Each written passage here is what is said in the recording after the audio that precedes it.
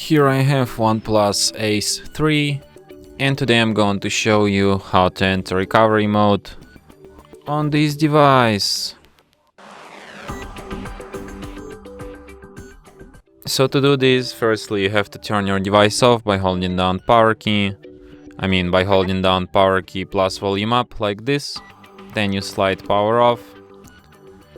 And after device turns off completely, hold down combination of keys, power key plus volume down at the same time like this.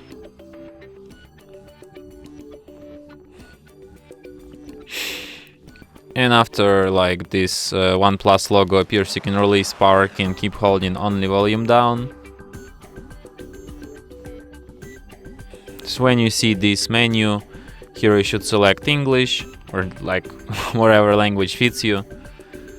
I'll go with English, and here at the recovery you can use volume keys to navigate and power key to select, and you have such options as format data, reboot device and power off. Like you don't have to use keys actually, you can just press use touchscreen.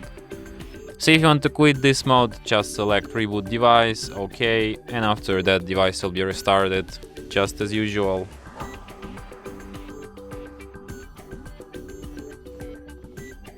And that's it.